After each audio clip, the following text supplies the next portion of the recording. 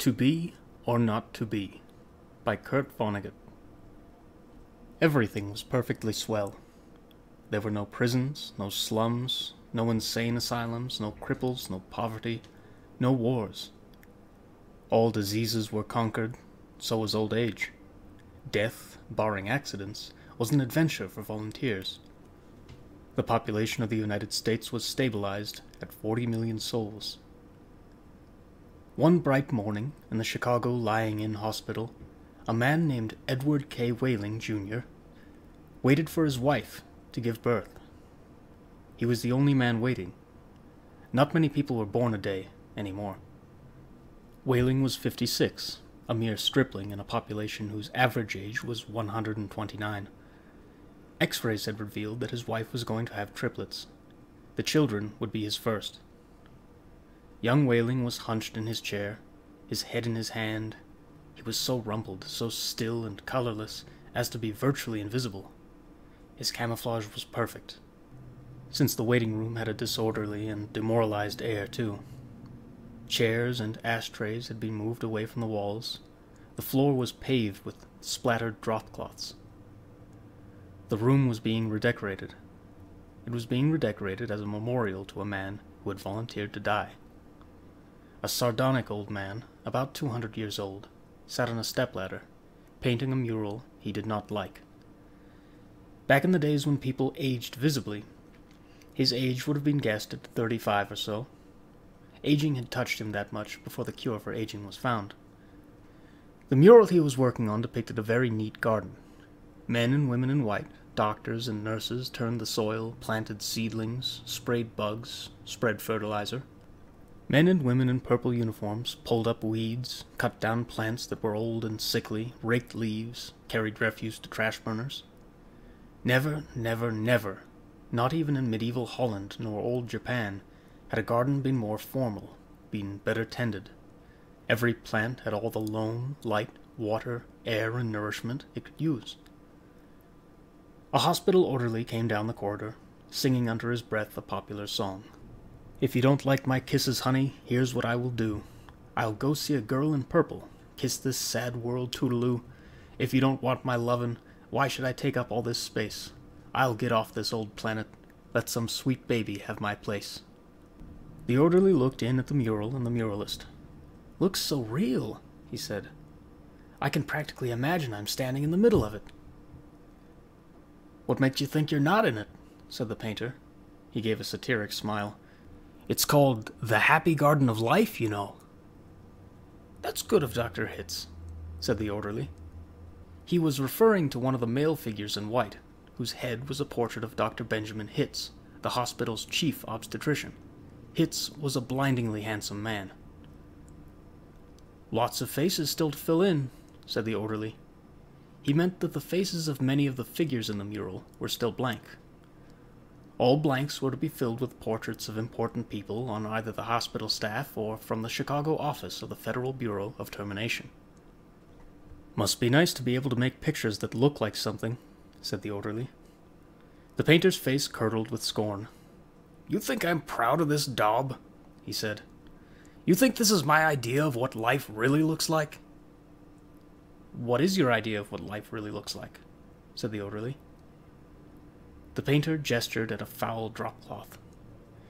"There's a good picture of it," he said. "Frame that, and you'll have a picture a damn sight more honest than this one." "You're a gloomy old duck, aren't you?" said the orderly. "Is that a crime?" said the painter. The orderly shrugged. "If you don't like it here, Grandpa," he said, and he finished the thought with a trick telephone number that people who didn't want to live anymore were supposed to call. The 0 in the telephone number he pronounced not. The number was 2BR02B.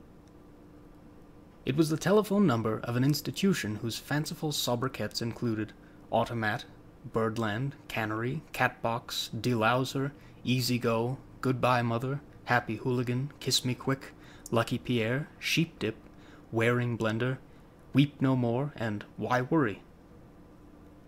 To Be or Not to Be was the telephone number of the municipal gas chambers of the Federal Bureau of Termination. The painter thumbed his nose at the orderly. "When I decide it's time to go," he said, "it won't be at the sheep dip." "A do-it-yourselfer, huh?" said the orderly. "Messy business, Grandpa. Why don't you have a little consideration for the people who have to clean up after you?" The painter expressed with an obscenity his lack of concern for the tribulations of his survivors. "The world could do with a good deal more mess, if you ask me," he said. The orderly laughed and moved on. Wailing, the waiting father, mumbled something without raising his head, and then he fell silent again.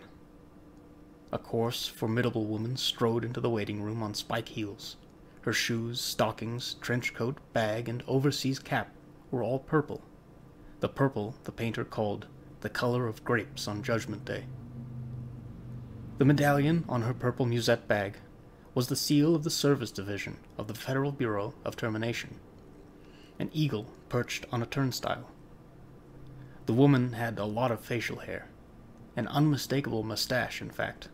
A curious thing about gas chamber hostesses was that no matter how lovely and feminine they were when recruited, they all sprouted mustaches within 5 years or so. "Is this where I'm supposed to come?" she said to the painter. "A lot would depend on what your business was," he said. "You aren't about to have a baby, are you?" "They told me I was supposed to pose for some picture," she said. "My name's Leora Duncan." She waited. "And you dunk people," he said. "What?" "Skip it," he said. "That sure is a beautiful picture," she said. "Looks just like heaven or something." "Or something," said the painter. He took a list of names from his smock pocket. "Duncan, Duncan, Duncan," he said, scanning the list. "Yes, here you are. You're entitled to be immortalized. See any faceless body here you'd like me to stick your head on? We've got a few choice ones left." She studied the mural bleakly. "Gee," she said. "They're all about the same to me. I don't know anything about art." "A body's a body, eh?" he said. "All righty. As a master of fine art, I recommend this body here." He indicated a faceless figure of a woman who was carrying dried stalks to a trash burner. "Well," said Leora Duncan, "that's more the disposal people, isn't it? I mean, I'm in service. I don't do any disposing." The painter clapped his hands in mock delight. "You say you don't know anything about art, and then you prove in the next breath that you know more about it than I do. Of course, the sheave carrier is wrong for a hostess. A snipper, a pruner, that's more your line." He pointed to a figure in purple who was sawing a dead branch from an apple tree. "How about her?" he said. "You like her at all?" "Gosh," she said, and she blushed and became humble. That puts me right next to Dr. Hitz." "That upsets you?" he said. "Good gravy, no," she said. It's just such an honor." "Ah, you admire him, huh?" he said. "Who doesn't admire him?" she said, worshipping the portrait of Hitz. It was the portrait of a tanned, white-haired, omnipotent Zeus, 240 years old. "Who doesn't admire him?" she said again. "He was responsible for setting up the very first gas chamber in Chicago." "Nothing would please me more," said the painter, "than to put you next to him for all time. Sawing off a limb. That strikes you as appropriate?" "That is kind of like what I do," she said. She was demure about what she did. What she did was make people comfortable while she killed them. And while Leora Duncan was posing for her portrait, into the waiting room bounded Dr. Hitz himself. He was 7 feet tall, and he boomed with importance, accomplishments, and the joy of living. "Well, Miss Duncan, he said, and he made a joke. "What are you doing here?" he said. "This isn't where the people leave. This is where they come in." "We're going to be in the same picture together," she said shyly. "Good," said Dr. Hitz heartily. "And say, isn't that some picture?" I sure am honored to be in it with you, she said. Let me tell you, he said, I'm honored to be in it with you. Without women like you, this wonderful world we've got wouldn't be possible. He saluted her and moved toward the door that led to the delivery rooms. Guess what was just born, he said. I can't, she said. Triplets, he said. Triplets, she said. She was exclaiming over the legal implication of triplets. The law said that no newborn child could survive unless the parents of the child could find someone who would volunteer to die. Triplets, if they were all to live, called for 3 volunteers. Do the parents have 3 volunteers? Said Leora Duncan. Last I heard, said Dr. Hitz, they had 1, and were trying to scrape another 2 up.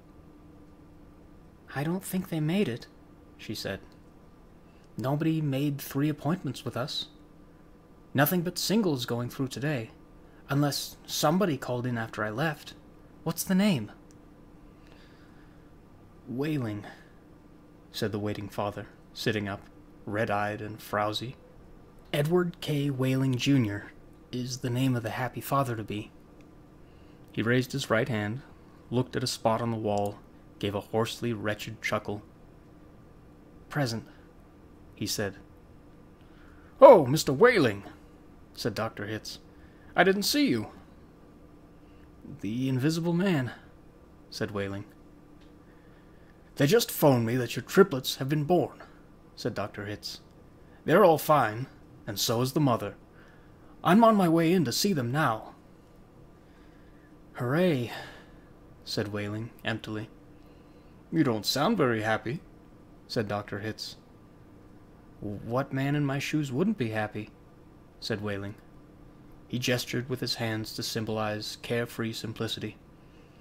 All I have to do is pick out which one of the triplets is going to live, then deliver my maternal grandfather to the happy hooligan, and come back here with a receipt. Dr. Hitz became rather severe with Wailing, towered over him. You don't believe in population control, Mr. Wailing? He said. I think it's perfectly keen, said Wailing tautly.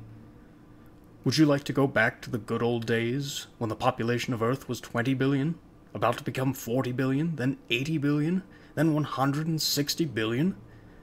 Do you know what a druplet is, Mr. Wailing? Said Hitz. Nope, said Wailing sulkily.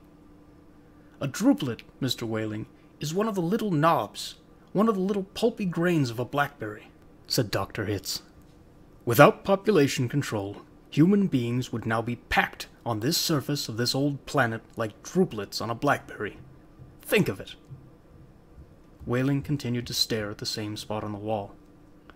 In the year 2000, said Dr. Hitz, before scientists stepped in and laid down the law, there wasn't even enough drinking water to go around, and nothing to eat but seaweed. And still people insisted on their right to reproduce like jackrabbits. And their right, if possible, to live forever. I want those kids, said Wailing quietly. I want all 3 of them. Of course you do, said Dr. Hitz. That's only human. I don't want my grandfather to die either, said Wailing. Nobody's really happy about taking a close relative to the cat box, said Dr. Hitz gently, sympathetically. I wish people wouldn't call it that, said Leora Duncan. What? Said Dr. Hitz. I wish people wouldn't call it the cat box and things like that, she said. It gives people the wrong impression. You're absolutely right, said Dr. Hitz. Forgive me. He corrected himself, gave the municipal gas chambers their official title, a title no one ever used in conversation. I should have said Ethical Suicide Studios, he said. That sounds so much better, said Leora Duncan.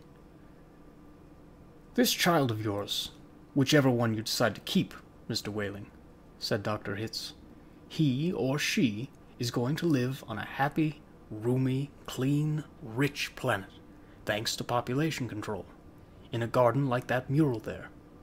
He shook his head. 2 centuries ago, when I was a young man, it was a hell that nobody thought could last another 20 years. Now, centuries of peace and plenty stretch before us as far as the imagination cares to travel." He smiled luminously. The smile faded as he saw that Whaling had just drawn a revolver. Whaling shot Dr. Hitz dead. "There's room for one, a great big one," he said. And then he shot Leora Duncan. "It's only death," he said to her as she fell. "There, room for 2. And then he shot himself, making room for all 3 of his children. Nobody came running. Nobody, seemingly, heard the shots. The painter sat on the top of his stepladder, looking down reflectively on the sorry scene. The painter pondered the mournful puzzle of life, demanding to be born, and, once born, demanding to be fruitful, to multiply and to live as long as possible, to do all that on a very small planet that would have to last forever. All the answers that the painter could think of were grim, even grimmer, surely, than a catbox, a happy hooligan, an easy go. He thought of war, he thought of plague, he thought of starvation. He knew that he would never paint again. He let his paintbrush fall to the drop cloths below. And then he decided he had had about enough of life in the happy garden of life, too. And he came slowly down from the ladder. He took Whaling's pistol, really intending to shoot himself. But he didn't have the nerve. And then he saw the telephone booth in the corner of the room. He went to it, dialed the well-remembered number, 2BR, not 2B. "Federal Bureau of Termination," said the very warm voice of a hostess. "How soon could I get an appointment?" he asked, speaking very carefully. "We could probably fit you in late this afternoon, sir," she said. "It might even be earlier, if we get a cancellation." "All right," said the painter. "Fit me in, if you please." And he gave her his name, spelling it out. "Thank you, sir," said the hostess. "Your city thanks you, your country thanks you, your planet thanks you. But the deepest thanks of all is from future generations."